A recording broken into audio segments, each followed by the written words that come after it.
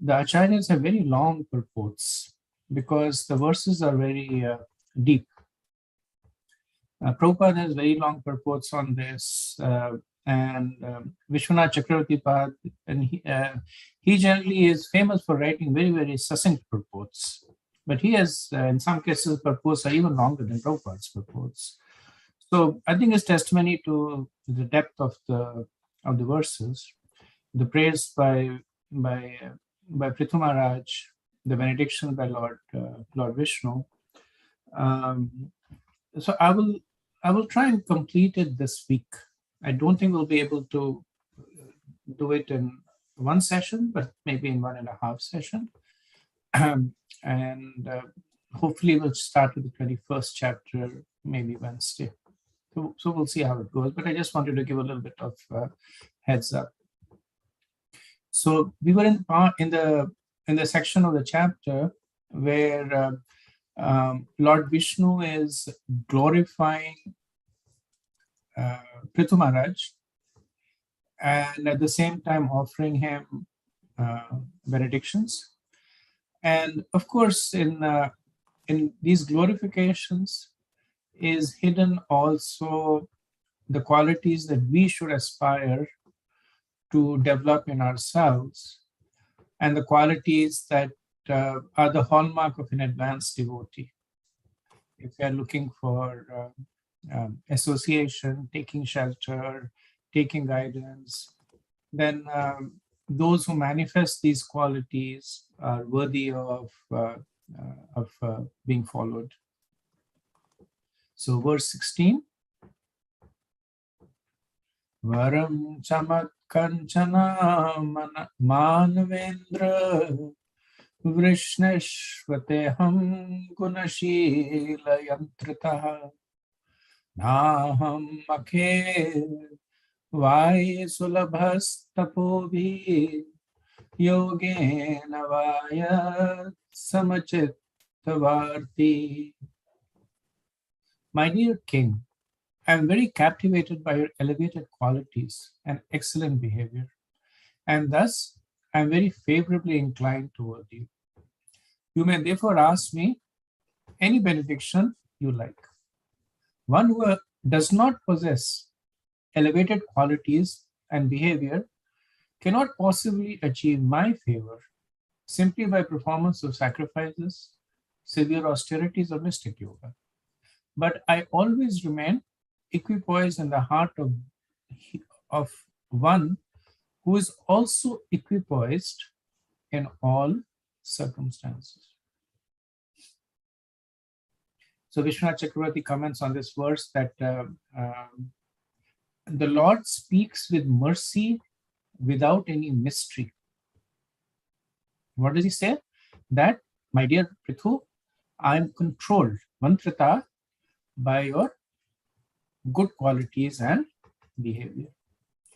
So even though Vishwanath Chakravarti says that the Lord speaks without mystery, but there is some element of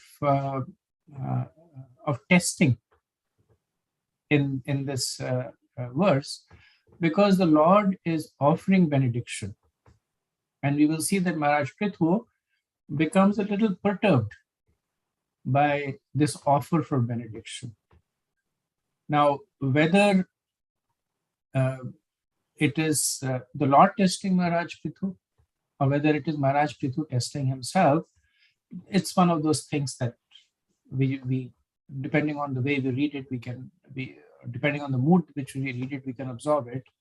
But we see that there is a little bit of tension that will come between this Lord's offer of benediction and Prithu Maharaj's consideration of being very similar to Prahlad Maharaj and Narsimhadev. When Narsimhadev offered Prahlad Maharaj benediction, we see that Prahlad Maharaj became a little perturbed, and we'll see something similar happening in Maharaj Prithu. So one thing that stands out in this verse is the Lord saying that one who does not possess elevated qualities and behavior cannot achieve simply by by Yajna or Astang Yoga. So the Lord is implicitly saying, I'm controlled by those who have good qualities. And the good quality that he essentially brings forth is one who is equipoised. So Lord says, I remain equipoised in the heart of he who is himself equipoised. Now, one may question over here that why is the Lord who is all spiritual being controlled by material qualities? So this quality of being equipoised is that of one in the more of goodness. So and before that, the Lord basically indicates in a more generic way, says, I'm captivated by your elevated qualities and excellent behavior. Right? So if somebody is calm, charitable, truthful, moral, does that mean that the person now controls the Lord and is in a position to ask for benedictions? No. The understanding here is that the Lord is talking about these qualities as something that can be observed, that are discernible. But because this conversation is happening between the Supreme Lord and his devotee, the understanding is that the Lord is actually appreciating the devotion in Prithu Maharaj, which is resulting in this qualities. So, where's that sound coming from? It's from your, maybe you need to mute Prem Kishore Prabhu. Thank you. So where are these qualities coming from? They're coming from a spiritual basis. So the Lord is implicitly stating that I'm not obtained by other processes, which includes the process of karma or gyan or astang, which may result in this good qualities. So when he says that I remain equipoised in the heart of those who are equipoised, Vishwanath Chakravarti says that he could also be saying that I am situated in the hearts as a neutral observer. So for those who are endeavoring to develop materially good qualities, the Lord continues to be in their heart as equipoised, because Krishna openly says that he's not equipoised towards his devotees; he is favorable towards his devotees. So using that logic, Vishwanath Chakravarti makes this point that for those who have developed these good qualities by karma or gyan or astang yoga, the Lord remains equipoised. Means that he remains neutral. But for those who have developed these qualities as a consequence of the practice of bhakti, the Lord becomes very favorably inclined.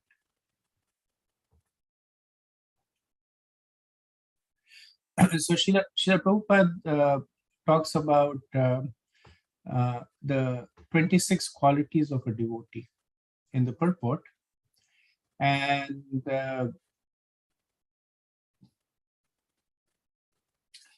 so these 26 qualities are actually given in Chaitanya Charitamrita, Madhya-lila 78-80 by Sanatana Goswami.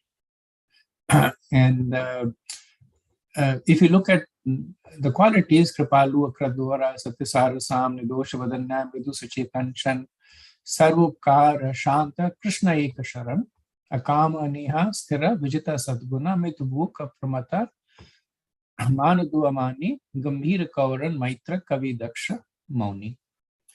So these 26 qualities appear in the devotee because of one quality, which is Krishna Eka Sharan. So because they have taken exclusive shelter of Krishna, they naturally become merciful, they become materially renounced, they become truthful, faultless, munificent. uh, Kavi, Daksha Muni. Kavi means that they become philosophical, Daksh means they become expert, Mauni means that they speak less. So in one of the initiation uh, lecture, the initiating guru noted that austerity means living by these 26 qualities. So one may not have them, but as a sadhaka, one tries to cultivate. So the reason this point was made is that sometimes when practicing devotees, they look at these 26 qualities and they understand that the other 25 qualities are anchored on Krishna Eksharan, then they neglect them. So they say, well, as a devotion will advance, these qualities will manifest, which is true. But then at the same time, practicing devotee means that we practice. So while we are practicing devotion, we practice developing these qualities also. And these are especially useful when dealing with non-devotees, when preaching, because they may not be interested in, or they may not even be aware of the spiritual aspect of it. What they're really interacting with is the material aspect. So there's it's kind of a humorous pastime that in one of the Rath Yatras in one of the cities in India, the devotees, they approached a very opulent person there who was known to, not devotee, but he was favorable, was known to give sizable donations. And they asked him for 100,000 rupees donation. And the person said, look, I've already committed my funds somewhere else. So this year I can give you only 25,000. The devotee said, whatever you can. So they graciously accepted it. So when the Rath Yatra festival was being conducted, the cart was being pulled on the road, and then sometimes the devotees, they become a little enthusiastic, and so the cart kind of went off course, and it hit a car that was parked on the side, which was expensive. There was a Mercedes, and there was nobody sitting in the car at the time. So the devotees, they put a note on the car, saying that we are sorry we hit your car. We are from this temple. Please contact us at this number, and we will see whatever repairs needs to be done. Now, it so happened that that Mercedes belonged to that rich person who they had approached for the 100,000 rupees donation. So when he received that note, he was so taken in by the honesty of the devotees. Because in India, generally, well, I should not generalize, but many times it happens, you hit a car and if nobody is there, you run. So not many people will leave a note with their own name and address, especially on a Mercedes, where the repairs are going to be really expensive. So this person was so much impressed by the honesty. Of course, he did the repairs himself. He also became a prominent donor for the temple there. Now, it's not clear whether he became a devotee or not, but just that honesty of the devotees, it softened his heart and attracted him more so to the devotees. So while these qualities are material, while these qualities do manifest as a byproduct of bhakti, still the devotees as sadhakas should aspire to meditate on each of these 26 qualities and try and cultivate them. Some of them are more difficult to do. Vijita sadguna, right? Being victorious over the 6 pushings, difficult to do. Some of them can be relatively easy. Being reserved, being merciful, being friendly, and one can practice them. And as one practices, not only does one attract the minds and the hearts of others, it will also result in the person commitment to the process of bhakti increasing. Because ultimately their devotees are cultivating these qualities to nourish the root quality. Krishna Eka Sharan.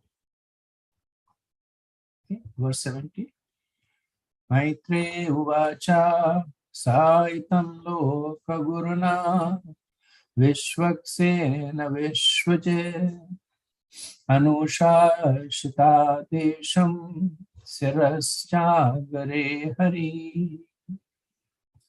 The great saint Maitreya continued, my dear Migur, in this way Maharaj Prithu, the conqueror of the entire world, accepted the instructions of the Supreme Personality of Godhead on his head.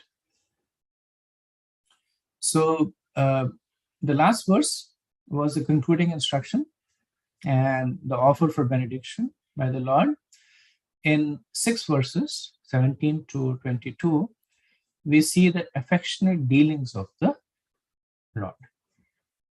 And Srila Prabhupada in the Purport, he specifically talks about the fact that Prithu Maharaj accepted the instructions of the Lord on his head.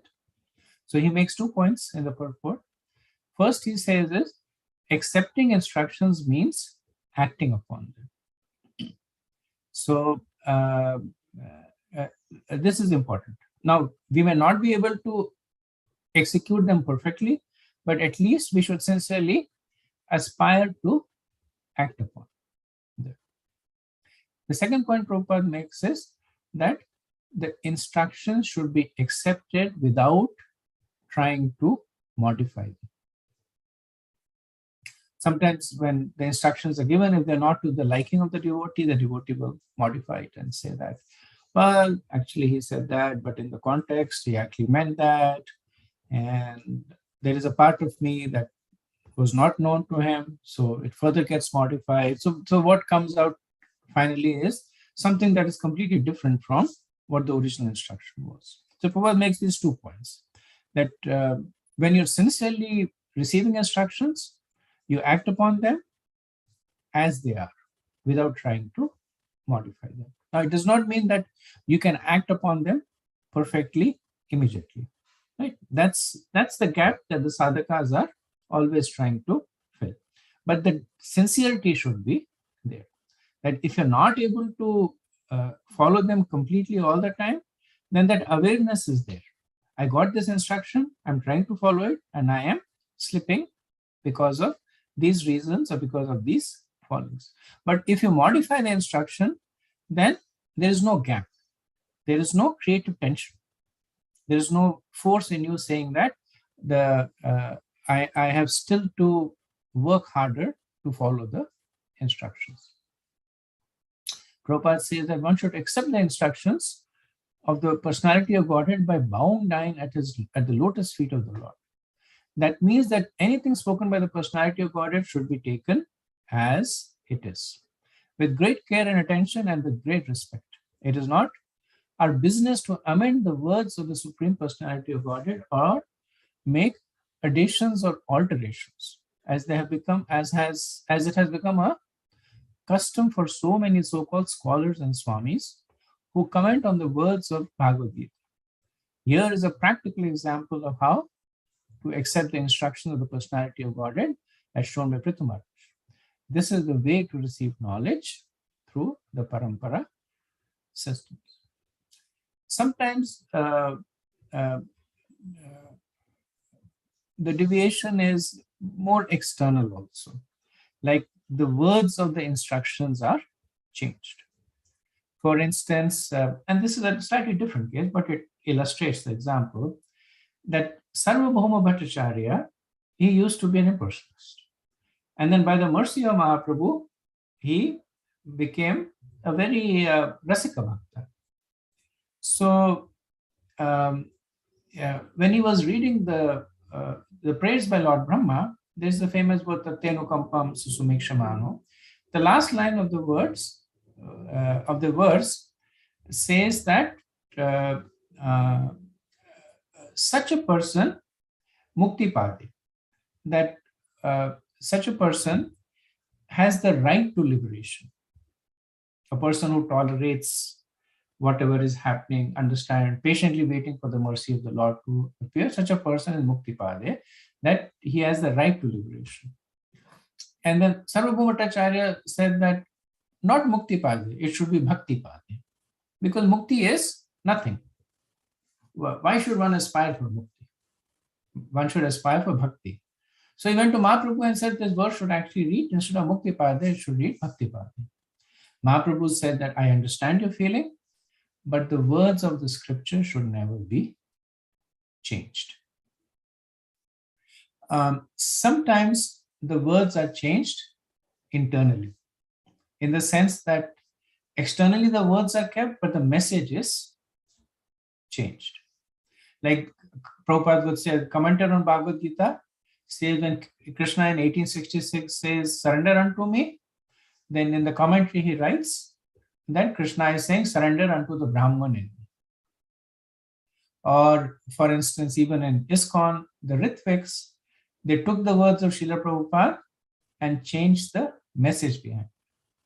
So if you read, well, I would not recommend you read, but there is a preponderance of Ritvik literature out there, and most of it is based on quotes by Srila Prabhupada.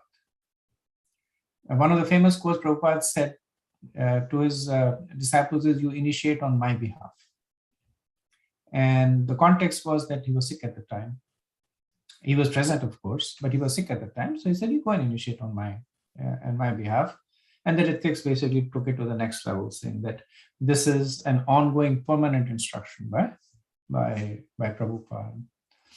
And sometimes earlier on in Russia, there was a devotee who scanned all the quotes from Srila Prabhupada's lectures and books to show that how the devotees within ISKCON are meant to follow Raga Bhakti, Raghunag Bhakti, as opposed to Sanna Bhakti.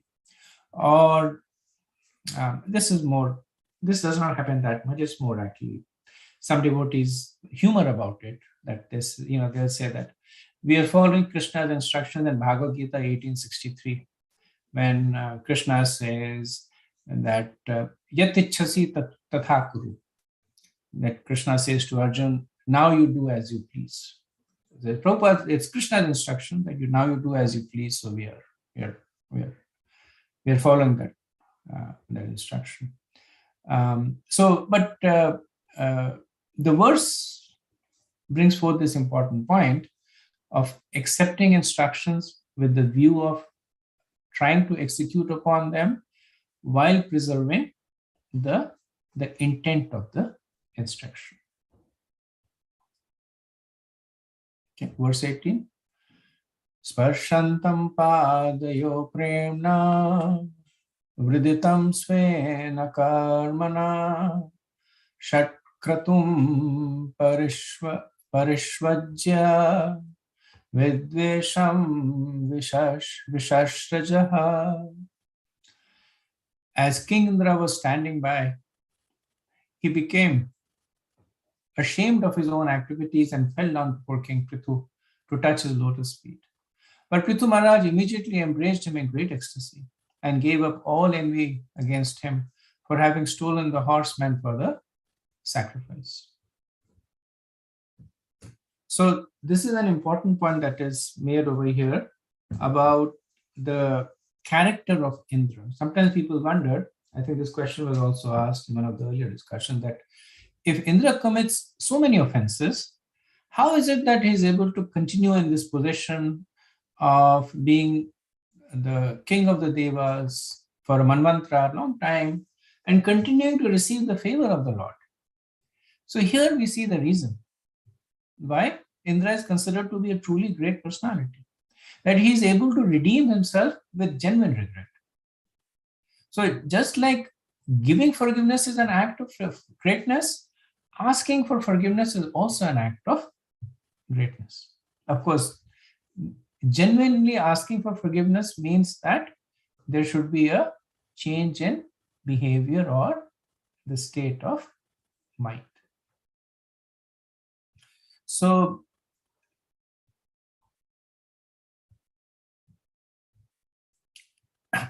many important points that come up.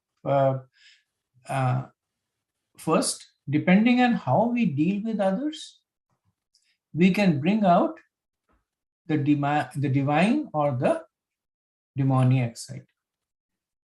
So in Bhagavad Gita, chapter 18, the first 3 verses, Krishna speaks about godly men endowed with divine nature.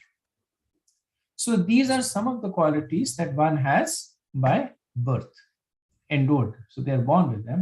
And in the Purport, Srila Prabhupada writes, and this is purport to the Bhagavad Gita verse, Prabhupada writes that the word abhijatasya, in reference to one born of transcendental qualities or godly tendencies, is very significant. And then he talks about the Garbhoda Samskar that attracts the soul which has good or divine qualities. Then Prabhupada says that there are other qualities that manifest due to association. So based on that, there are divine and demoniac natures. In the Satyug, the divine and the demoniac people, they lived in different planets. In the Treta Yuga, they lived in the same planet, but in different places.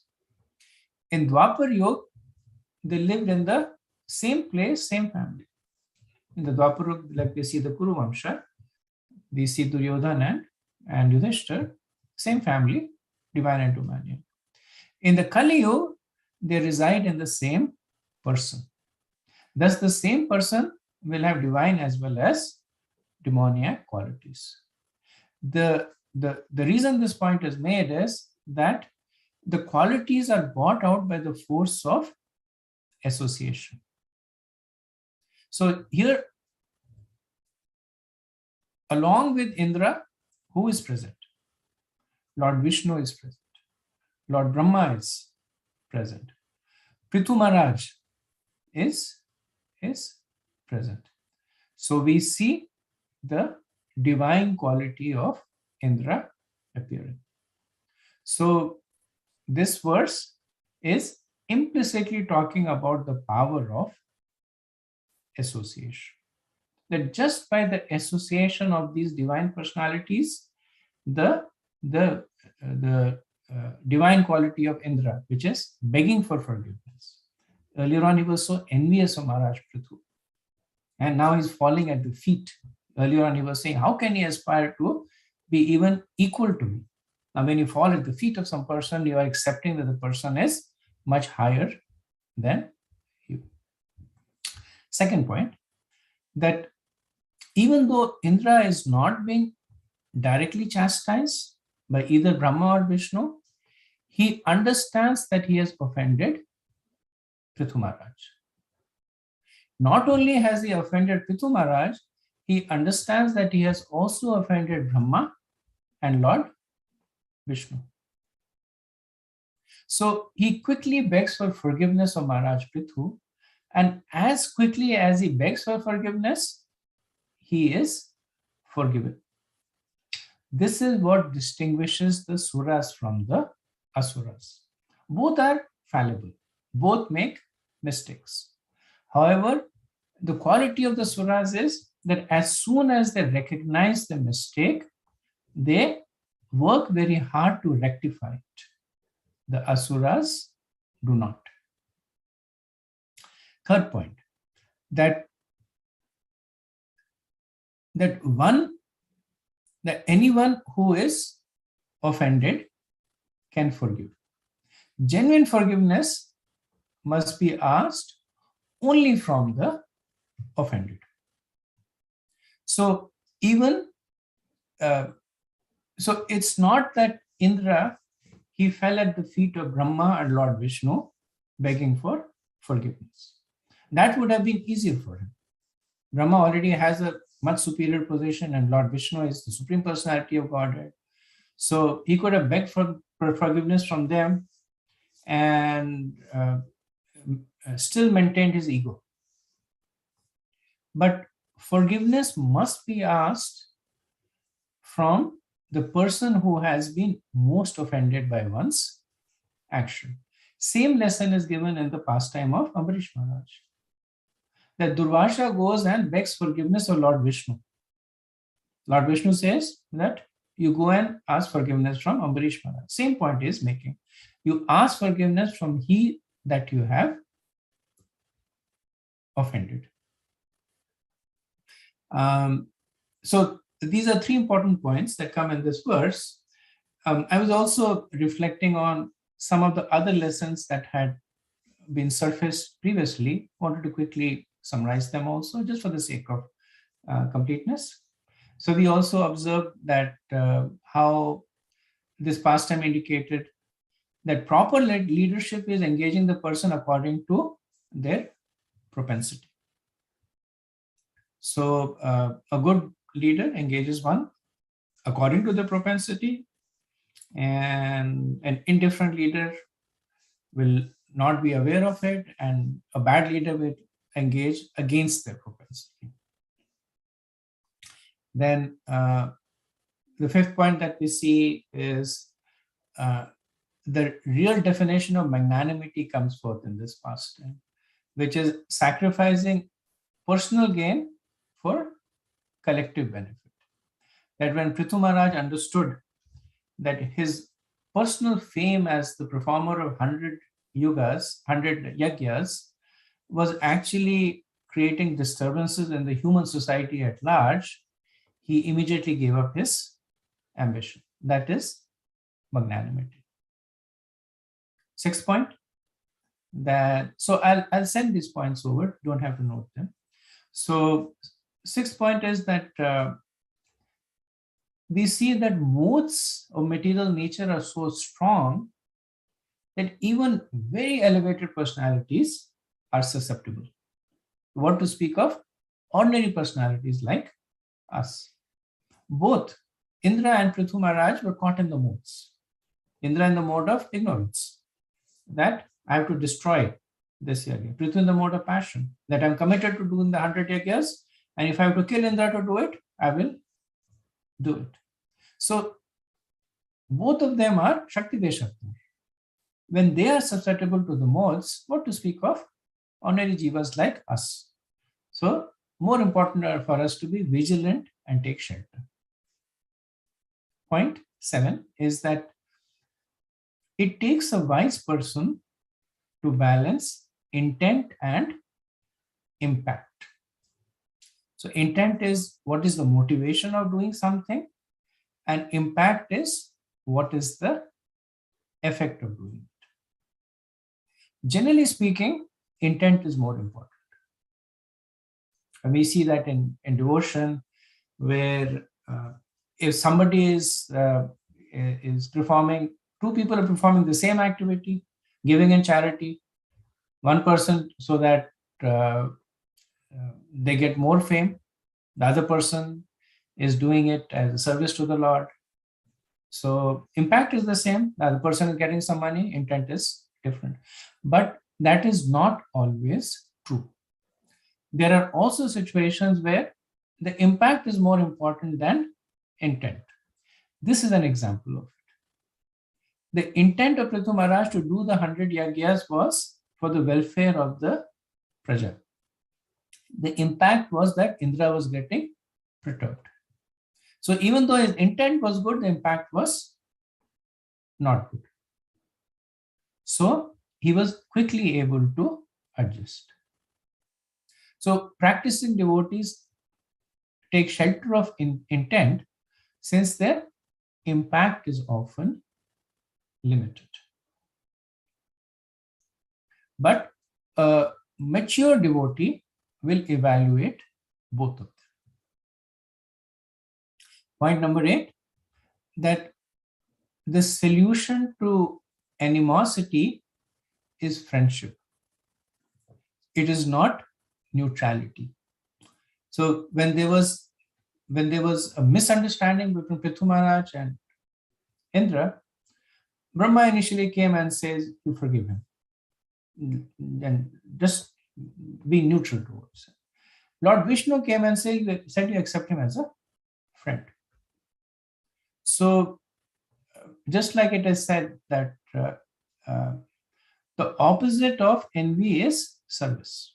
It's not neutrality, because neutrality is dangerous. If the situation changes from a little bit one to another, then it will also veer. So if one is feeling negative towards another devotee, then service is the way to capture that. Point number 9, that one who has the understanding that he is the soul will give up enmity, but one who actually sees everybody in relationship to Krishna will take friendship. So symptomatically, we can deduce the vision of the person. That a person may be neutral, not be getting perturbed by good and bad. That means that the person is understanding that I'm not the body, I'm the soul. But when a person becomes truly a friend to everyone, that means that person is seeing Krishna in everyone, or seeing everyone in relationship to Krishna. Next point, that we see that Indra, under the influence of the illusory energy of the Lord, he acted improperly. However, if one retaliates in kind, then that person is similarly illusioned. So the understanding is that if the person that you're dealing with is obviously in the modes, that does not give you sufficient reason to react in kind. The famous example of the spider and the sage. There was a spider trying to cross the river, and it was drowning, and the sage kept trying to pick up the spider, and the spider would bite his hand, and then again the sage would pick him up, again he would bite the hand, and finally the sage was able to take the spider and put him on the side, and his hand was all swollen. And then somebody said, why did you rescue the spider? He was constantly biting you, even though you were trying to rescue him. And the sage said the spider's life was in danger. He did not give up his nature, which was being envious. And I'm supposed to be a sage. How could I give up my nature, which was helping? So when we see the other person acting under the modes, it is all the more reason for us to act beyond the modes. Next point, 11th point, is that one's responsibility is commensurate to one's standing. So both Brahma and Vishnu, they had greater expectations from Maharaj Prithu than from Indra, because they understood that Maharaj Prithu was more advanced as a devotee. So same point we apply to ourselves also, that if we have position of leadership, and we all have leaders in different spheres, whether it's within our family or the congregation or devotees that we're associating with, our responsibility is commensurate to our standing. And the final point is that those with advanced intelligence are always conscious that this material body is different from the soul. This was a point that gets made over and over again to both Indra and Maharaj Prithu. Okay, so after this we will see the worship of King Prithu, but I'll pause over here and see if there is any discussion or comments.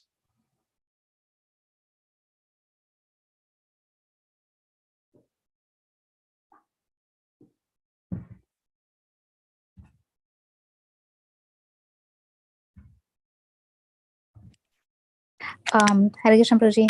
Prabhuji, I don't know, like, in this, the the chronological like order of these two pastimes of Indra, this one and like the Govardhan. I don't know if the Govardhan Leela happened before this or after, but I feel like they're both kind of similar in the sense that in both places, like people were, I mean, he was basically not going to be worshipped as before, right? I mean, in terms of Govardhan pastime, like the Brajvasis will not be worshipping him, or they stop worshipping him. And then in this one, like if he did that, if he completed the yagya, then Indra would be out of his position, and or he won't be as respected, and uh, for as I mean, he'll lose his post basically. So um, uh, Yeah, you're right. Same, we see chronologically this pastime happened before.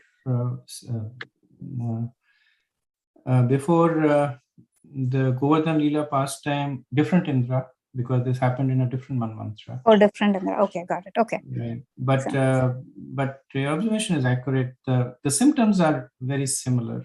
That Indra felt threatened about his position, and he reacted based on that. And in both cases, we also see that how quickly Lord Indra, he vindicates himself also. Yeah, that's what I was saying. Like because you mentioned that, and then that basically like the reason that he did not lose his position, or he did nothing severe happened to him, because he learned from. I mean, he repented and he learned. So I was just wondering, how is. But if it's for a different person, then yeah, that makes sense. It happened with different. And one point to also understand is that the notion of perfection can only be applied to the Lord. So even the pure devotees of the Lord are by design or by nature, they tend to be fallible. I mean, of course, one fallibility is like we are, that we fell down. But even in the spiritual world, if you read some of the pastimes of Krishna, you see arguments going on, and you see cursing and counter cursing going on. They're always followed by a lot of genuine remorse. But Prabhupada actually noted this, that considering perfection is a covered form of impersonalism, because Krishna is the only one who can be perfect. The jiva is always fallible. Whether the level of fallibilities are different, but whether it is in the conditioned stage or the perfected stage. So we see, like in the Bhagavatam, right? We see such great personalities performing something that we say, how could you have performed it? But they do perform activities that are bewildering, and then they regain their composure, and then they do something else after that, and then they regain their composure again. So it's not the falling down that, of course, is their glory. Their glory is the fact that they're able to quickly recognize it and rectify them. There's a whole lecture on this that I heard somewhere about the different personalities in Bhagavatam, and the mistakes that they did, and the lessons that they themselves learned, and the lessons that they imparted from it. Got it. Yeah. So how is it that it's covered form of impersonalism, like perfection, seeking for perfection?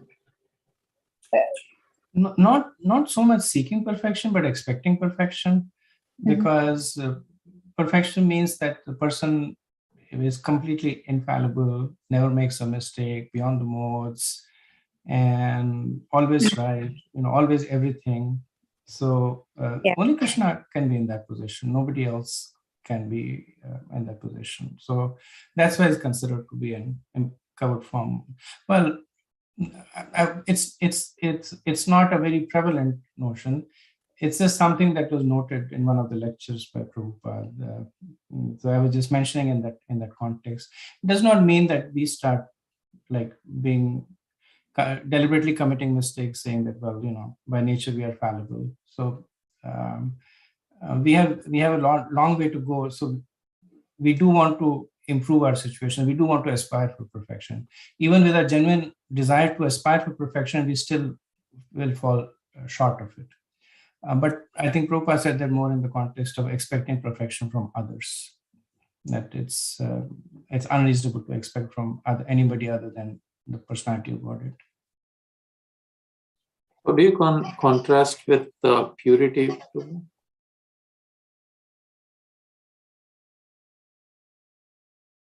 Can you elaborate on that, Prabhu? Yeah, we are talking on perfection. So as we say that only Lord can be perfect, right? So we do in our, I don't see it in the current verses, but there is a strive for purity within our sadhaka, right? So how do you contrast purity with respect to perfection?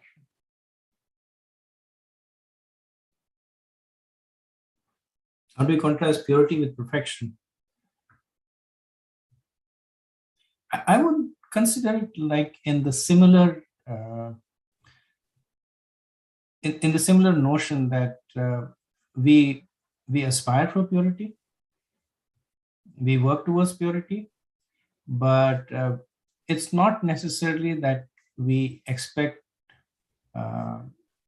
complete purity either in ourselves or in others. There is this pedestal syndrome, right? You know what the pedestal syndrome is? That so let's assume I meet you and you preach to me, and then I say Prem Kishore Prabhu is pure devotee, such a nice devotee, and then then I notice you maybe getting upset at somebody, or I notice that you're missing Mangalarti. So I put you at a pedestal. And the problem of putting you on a pedestal is that it's very easy to knock the person off the pedestal. Right? So while it is good to glorify people, while it is good to aspire to follow them, it is not good to expect perfection of them, because that becomes a driving force in disenchantment. It happens a lot in guru-disciple relations. Initially, the disciples are starry-eyed that my spiritual master is fill in the blank, and as they develop more and more relationship, then they start seeing what they consider as fallibility is, so they lose their respect, their desire to follow instructions. Srila Prabhupada would say that one of the greatest mistake that a disciple can make is to become familiar with the spiritual master, and he himself would not. So, like he used to have a personal servant, person who would massage him. He would make sure that the devotee rotated. They would not stay with him for more than 6 months, 9 months at the most, because these disciples would see Prabhupada in the most vulnerable position, taking a massage, taking a bath, or sleeping. And they would start then saying that my spiritual master is mortal, my spiritual master is fallible. So that unreasonable expectation, it is setting the stage for future disappointment. Now, the guru is guru. Whether you put him on a pedestal or knock him off, he's still going to continue in his service to the Lord. But it's the disciple who suffers because of this. Once the faith in guru goes weak, then the faith in practicing Krishna consciousness goes weak. Thank you. Hare Krishna. I just want to mention that I really appreciate all the many practical points that are being deduced from the your exposition, on these verses is really, really helpful. There's one point I'd like to clarify on the verse that you quoted earlier, the Tatenu Kampam verse. The last line of the verse, Tatenu Kampam Shishamikshamanam Bhunjanivatma Kripam Vipatam. The last line, Jiveta Mukti Pade Sa Dayabak. And Mukti Pade you refer to as liberation. And then you quoted Madhvacharya also said that it should be, instead of Mukti Pade, should be Bhakti Pade. I always Sarvabhauma Bhattacharya. Just repeat. Sarvabhauma Bhattacharya. Okay. So I always had the impression that verse, although it says Muktipade, I always had the impression that Muktipade refers to the bhakta, not the jnani or the yogi like that, because maybe it's my wrong understanding, but the early part of the verse, it was explained that if one accepts, the sufferings of his own karma, etc. But if he sticks out on the path of devotional service, then Dayabhak means that he inherits. It's like the connotation of the word is an inheritance, and he inherits the kingdom of God, which to me sounds like it is referring to the devotee. I think that verse was spoken by Lord Brahma in Canto 40 chapter somewhere. So Yes, I'm just wondering. I'm just wondering, how Sarvabhauma Bhattacharya, was pointing this out to someone other than the devotee. In other words, liberation, I thought, Muktipade refers to going back to Godhead.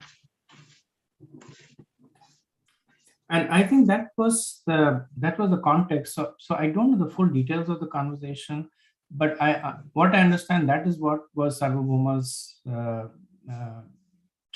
basis. Exactly what you said. That Muktipade here clearly points to getting access to devotion to the Lord. So why not state it explicitly? Now, Mukti, as you know, is a contextual word. It can mean different things in the context. You could be liberated from the modes of material nature. You could be liberated from the earthly existence and go to the heavenly planets. So Mukti is used all over the scriptures with many different connotations, and all the way from being liberated from your sins to being liberated from your material, from your gross existence, to becoming a devotee of the Lord. So his point was that why even have this confusion? People may think Mukti is liberation. People may think Mukti is going to heavenly planets. Just call it Bhakti Path. That there is no confusion over there. And Mahaprabhu appreciated the point that he made. Yes, you're right. But the point that Mahaprabhu made was, don't change the words of the scriptures. Lord Brahma said this, and again, these are praised by Lord Brahma to Krishna after he had stolen the cowherd boys and the calves. So when he was expressing remorse, he speaks this verse in the prayers. So the point he made is that the words spoken by the authorities should not be changed. They can always be elaborated upon, because Brahma spoke it in a context that was clearly very, very devotional. So Brahma was praying to Lord Krishna in a mood of a dasya, of a servant to the Lord. And Muktipade there can mean nothing else other than devotional service.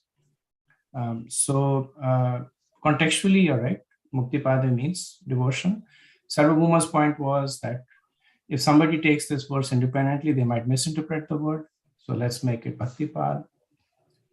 It's like in the morning in the temples, when we do the Tulsi Pranam. So many devotees change. So it's Vindaya Krishna, Vindaya Tulsi Devya Priyai Keshavasya Vishnu Bhakti Prade Devi Satyavatai Namo Nama. Right? So that's the original verse. And then many devotees change it to Vindaya Tulsi Devya Priyai Keshavasya Krishna Bhakti Prade Devi Satyavati Namo Nama, because their mode is we don't really want bhakti from Vishnu, we want bhakti from Krishna. But the same point is there, that the verse essentially is spoken with a certain mood by the speaker, who's an exalted personality. It's not for us to change it. We can say that verse, and in our mind we can say that please give us devotion to Vishnu, who's not different from Krishna, or please give us devotion to Vishnu, who is an expansion of Krishna. So we can change our mood when saying the prayer, but it does not behoove us to change the words of exalted personalities, because it sets a bad precedent. So today we change one word, then we change another word, then we change a verse, then we change whole passages. So it's a slippery slope to go down. Thank you very much. I also heard, Prabhu, about that Vishnu Bhakti and Krishna Bhakti. That Vishnu Bhakti is the right, one should not change it, because it also refers to Advaita Acharya. That's what I heard. But when we say Vrinda Tulsi Devi Priya Kesavasya Vishnu Bhakti, that Vishnu also may refer to Advaita Acharya. Okay, I know that one. Okay. Hare Krishna, Yeah. Prabhu. Just two quick points of appreciation. The one was the example of the spider and the sage. It's such a lofty principle for us. Regardless of what the other person's character is, that that's being displayed, we should try to. The sage was showing by his example how he held on to his own. That was very inspiring. And the second thing, the discussion about having this false notion of perfection, or rather the way we attribute others to have perfection or purity or whatever. And I had heard a similar statement from my mentor many years ago, and it helped me a lot. This was in the context of relationships with devotees. And what she said was, only Krishna can satisfy us completely. If we expect other devotees to satisfy us, then that's very unfair on them. Because factually they cannot do it. And so I just thought I'll share that. Thank you, Prabhu. Thank you for sharing. Okay, so moving on to verse 19.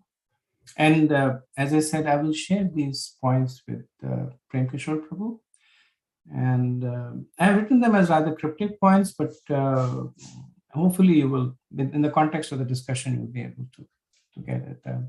I didn't have the time to kind of write them as fully presentable points, but they will definitely convey their sense. Okay, verse 19. Bhagavan natha vishvatma Krithuna patartana samyujahanaya bhaktya grihita charanambujaha. King Prithu abundantly worshipped the lotus feet of the Supreme Personality of Godhead, who was so merciful to him. While worshipping the lotus feet of the Lord, Prithu Maharaj gradually increased his ecstasy and devotional service. In the Purport, Srila Prabhupada writes that these Ashta Sattvic Bhav, they appear in advanced stages of devotion. Essentially, they appear as a consequence of intense devotion, not the other way around. So it's not that if we start emulating the system, these symptoms, devotion will appear.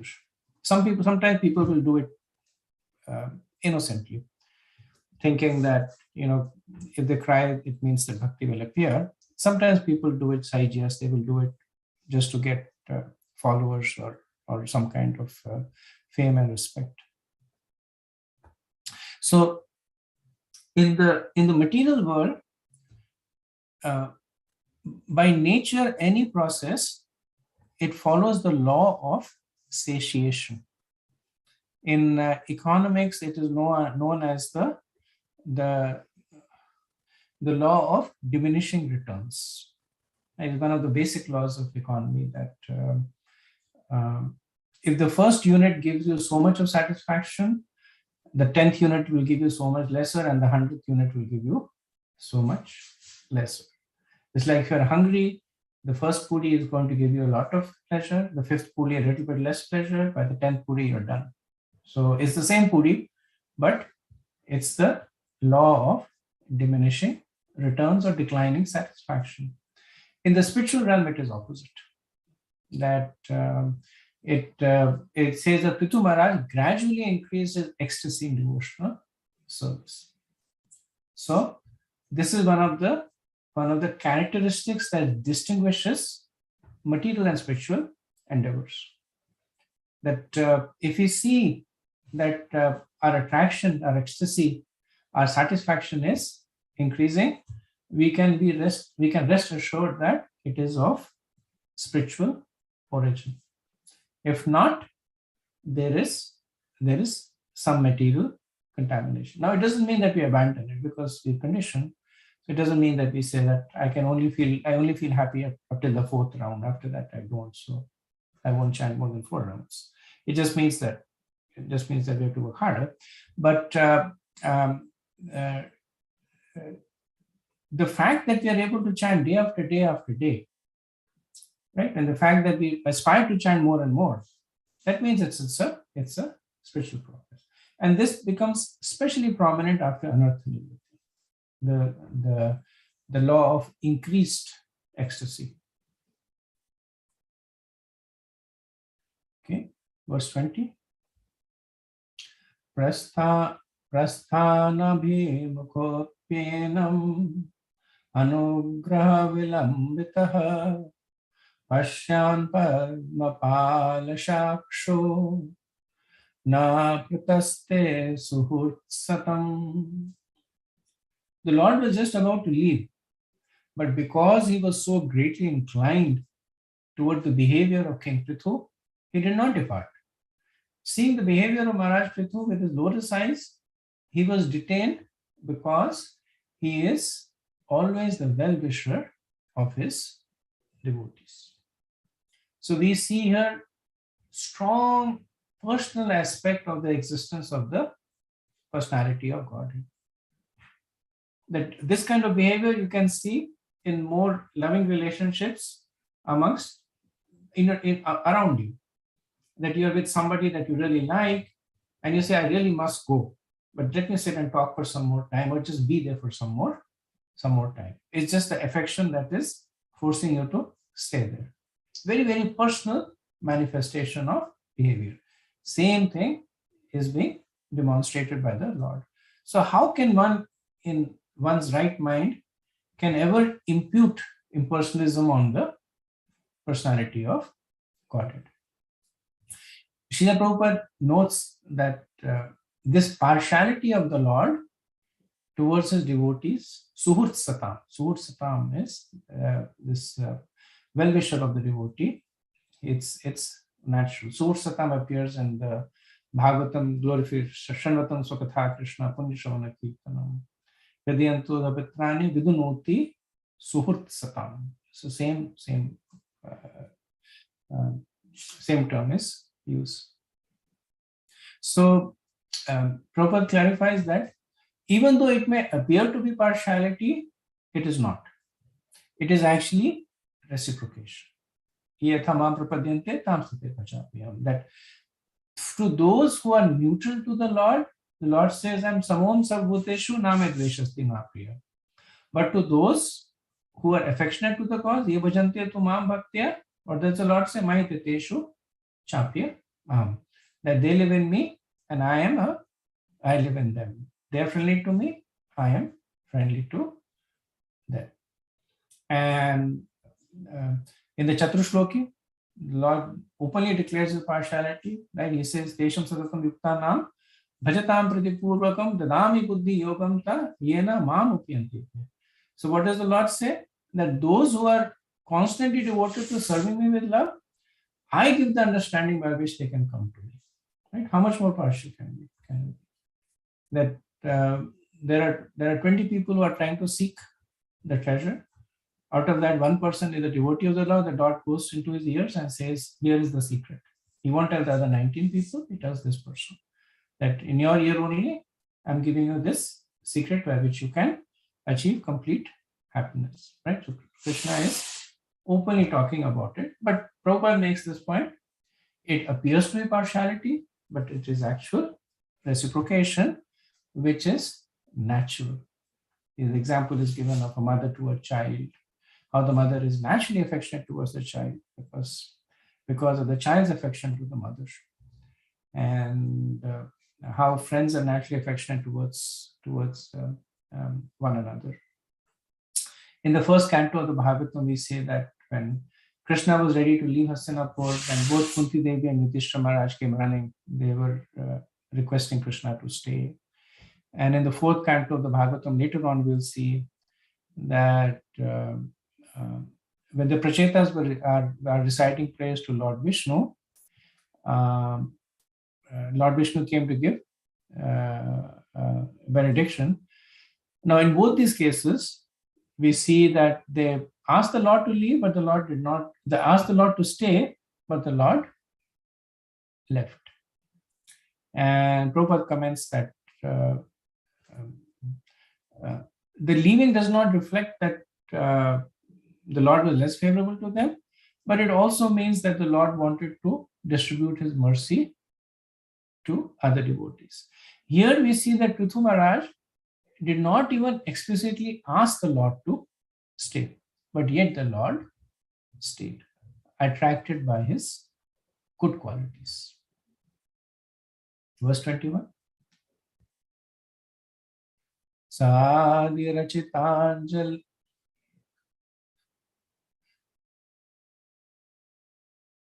Saadirajo rachitanjali Hare Vilokitam nashakad ashuluchana nakinchano vaj sabab saviklavo hrido paguhayamam athatavastitaha. The original King Maharaj Prithu, his eyes full of tears and his voice faltering and choked up, could neither see the Lord very distinctly nor speak to address the Lord in any way. He simply embraced the Lord within his heart, and remained standing in that way with folded hands. So Srila Prabhupada expands on the use of the word Adiraja. So here it says Sa Adiraja Pratichanjali. So he says Prithu Maharaj is called the original king because of 6 reasons. He was a great devotee. He was a great hero who conquered over all the undesirable elements in the kingdom. He was so powerful that he was equal in fighting to Indra with the king of heaven. He gave full protection to his citizens. He kept them engaged in pious activities and devotion to the Lord. And he followed the principle of responsibility before rights, which means that he did not collect a single cent of taxes from the citizens without first giving them protection. So that is responsibility before rights. So taking tax is a right. Giving protection is a responsibility. Generally, nowadays, it's the opposite. That first they take taxes and then maybe fulfill the responsibility. But Maharaj Prithu was the ideal king. That first he made sure that he protected the citizen, and then only he collected the tax.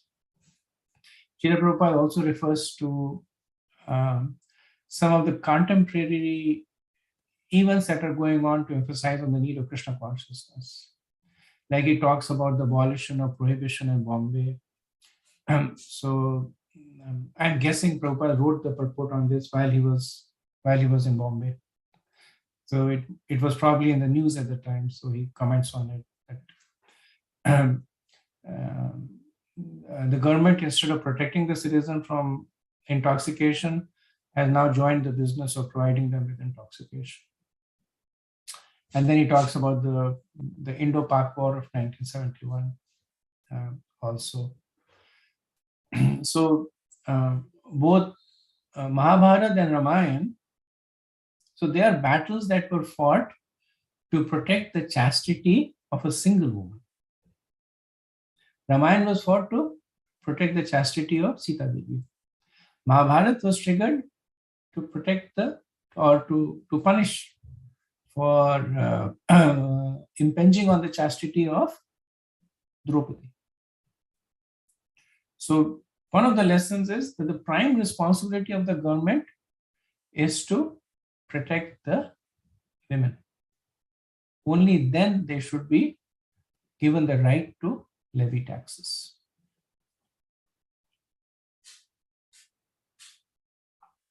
Okay, I'll do a couple of more verses, and okay, the next verse is a very long purport. The next verse, but I'll do 2 verses and then we'll stop the discussion. Athavamrjashkala vilokayan atripatadriggochar mahapurusham pada sparshantam kshatamam shaunnate vinayasthastagram uranga vidvishaha. The Supreme Personality of Godhead stood with his lotus feet almost touching the ground while he rested the front of his hand on the raised shoulder of Garud, the enemy of snakes. Maharaj Prithu, wiping the tears from his eyes, tried to look upon the Lord, but it appeared that the king was not fully satisfied by looking at him. Thus, the king offered the following prayers. So actually, I'll end at this verse because it's a logical break. Then the next set of verses are the prayers from Maharaj Prithu. So in the purport of this verse, Srila Prabhupada gives an interesting explanation of pada sparshantam.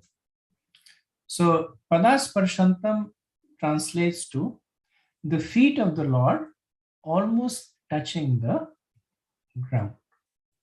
Now, it is understood that the inhabitants of the higher planets, their body is made of more subtle elements.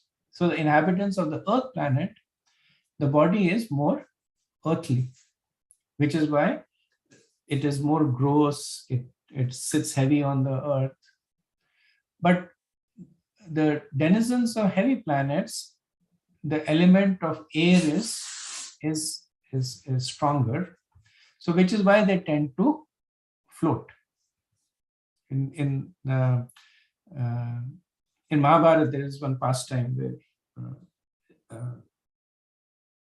I forget the details of the pastime, but based on some of this physical characteristics, one is able to distinguish between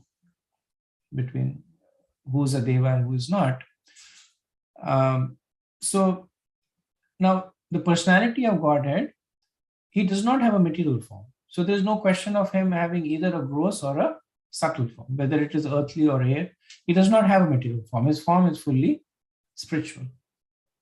But in this verse, it is said that because the Lord came, so in the earlier we had said that when the Lord came, then a whole horde of demigods came, not just Indra, Apsaras and Gandharvas and Kimpurshas, so many heavenly creatures came. So in this way, the Lord was playing or presenting himself as the best of the demigods or the leader of the demigods. So in that mood, the Lord was considering himself as one of the demigods. And because the body of the demigods is ethereal, the Lord had assumed that kind of body. So it was initially floating. But however, out of the ecstasy of affection towards Maharaj Prithu, his feet were almost touching the ground because it was making him unsteady. Just like we see that Maharaj Prithu was unsteady, that his voice was choking, his eyes were full of tears, he was unsteady on his in his composure. So even the Lord became unsteady. And in that unsteadiness, he was taking support of Garuda. So it's kind of looking at it from an opposite perspective, that for somebody with somebody with an earthly body like us, when we are ecstatic, then we might jump in the air. Right? So we basically start becoming more airy, buoyant. We jump in the air. It's a symptom of ecstasy. In the Lord, the symptom of ecstasy was that he was jumping on the ground. So that's why it said that his feet was almost touching the ground. And just like when we jump in the air, we become unsteady and we may want to take support of something. The Lord, because his feet were touching the ground, was becoming unsteady, and he was taking support from Garuda. So Prabhupada said these are all symptoms of his great affection for Prithu Maharaj. Perceiving his fortunate position, Prithu Maharaj could not fully look upon the Lord due to ecstasy, but still in a faltering voice, he began to offer prayers. So Wednesday, we will read the wonderful prayers of Prithu Maharaj, which again, giving a little bit of heads up, I have fairly lengthy purports to them. We'll try and finish them on Wednesday. Okay, so let me pause over here and see what discussion we have. Prabhu, are you referring to the pastime of Nala and Damayanti?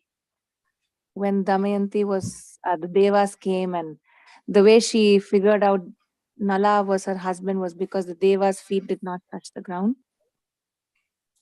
Yes, I think that was the one, right? When they all took the form of Nal and they stood next to her and say, if you can, thank you. That was what I was thinking about. So it's good we have some scholars in Mahabharata.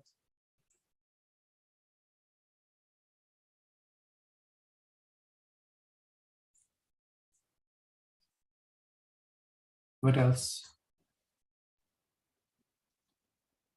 Thank you, Prabhu. Thank you for the nice class. It's as we were discussing last time also, these pastimes are so much to learn from, and you pointed out so beautifully all the points you enumerated. We really look forward to that notes, cryptic notes that you wrote. Hopefully, Prem Kishore Prabhu can share it with us, because every time he says there's a link, and then we go and check, and nothing comes up. It's completely blank document. I don't know what's the problem. Is something uploading problem, or I don't know what it is, but I don't know whether anybody else has the same problem. Only me. That also I don't know. For example, the Purva Swadhyayas, I could not access any of them after the 14th or 15th, something like that he uploaded recently. So anyway, that's a side point. But main point is this recently what happened was I was dealing with one of the temple devotees who was very frustrated. I'm one of the council members, so he was ranting out his frustration to me. How people are treating him, bombarding him with the services, tossing him around here and there and things like that. And he was complaining. These people are not thinking that they are doing service for Prabhupada and Radha Madan Mohan. They are just simply doing this. And I was also equally irritated by his way of behaving, and I showed my irritation, saying that you are also doing the same thing. You are also serving Prabhupada and Radha Madan Mohan. Why are you getting angry? In that sense, I was saying, and then immediately I came down from my position, and I realized he must be really burnt out in order to speak like that. So when I realized that, when I spoke softly, immediately he came down. He also came down, and he also became more and more friendly voice. So that is I realized how Krishna can easily smoothen things up if we take shelter of his lotus feet. Very good point, Prabhu, and thank you for sharing. I think it's from personal experiences that these philosophical points can really be experienced and shared. So thank you for sharing. And on this Purusvadhyay, Prabhu, you're right. Some upload problem is there. Just now it cross-checked. So the Canto 4 tables document also is not available at the Canto 4 document. Let me touch base with you, Bhayari Prabhu. I'm seeing all the possible ones which I have. I'm re-uploading it. We'll see whether it is my uploading issue. I'll send you the latest one, Prabhu. Maybe you can upload that one. Yep. Hare Krishna, Prabhu. I like the explanation you give on the pedestal syndrome, and so that we don't expect too much sometime also, because everybody are people at the end of the day, and sometimes you can get busy or we can get sick as well, and we expect too much. Even for example, anyway, there are leaders in the congregation. Sometimes if you ask them something, maybe it's difficult for them to be able to satisfy everybody. And then we can think that, we have asked something, but they never reply to us or something like that. It's a very nice thing to understand. And you say that only Krishna is pure and perfect. Yeah, and Prabhupada once also said that, so somebody asked Prabhupada that, is everybody in this moment a pure devotee? And then Prabhupada said, no, but you should treat them as one. So it's good to respect them, but Prabhupada said no, meaning that don't expect them to act like pure devotees. And then he said you should treat them as one, means that also don't consider them to be fallible, because a devotee is very special. So he covered both the points. So, and something else I wanted to say is many of those pastimes, like Indra, all the time he take the position of very, some very bad action. Sometimes we perceive it like that. Even Lord Brahma. But when we really look at them, at those scenarios, if we take it like that, there's a lot of things that lesson and learning that we can take out from that. And if it was never happened or they did not act like that, then there would have been no pastime for us to read today, and there would have been no lesson for us. How will we learn? And maybe Krishna himself, Lord Vishnu as Paramatma, in their heart, make them act like that. And for us to have this lesson today, to learn from. You're very right, Prabhu. And that's explanation that is often used in the context of Arjun, right? That how could Arjun become bewildered? If he's such a close associate of Krishna, then how could he forget such basic information like the soul is eternal and the body is temporary, etc. He did not get bewildered, but he did it as a service to us.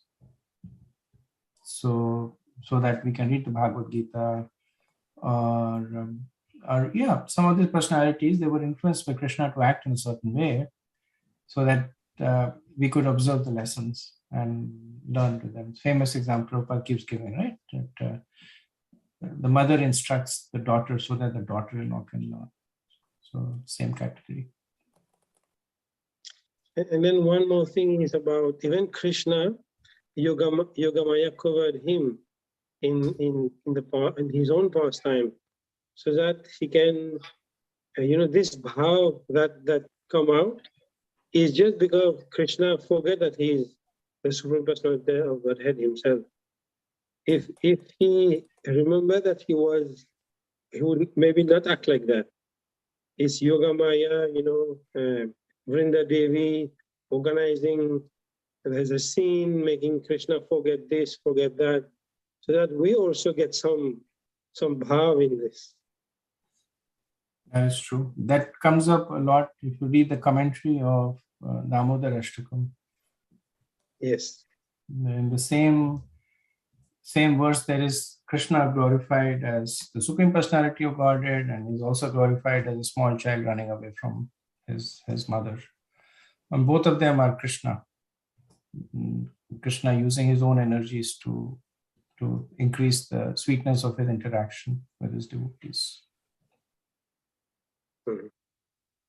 Thank you, bro. Thank you. Okay, so we'll end here. We'll meet again Wednesday. Vanchakalpatarubhyascha kripa sindhubhya eva cha patitanam pavanebhyo vaishnavebhyo namo namaha. Anantakoti Vaishnavinda ki jai, Srila Prabhupada ki jai, Nitai Gaur Premanande. Hare Krishna. Thank you so much.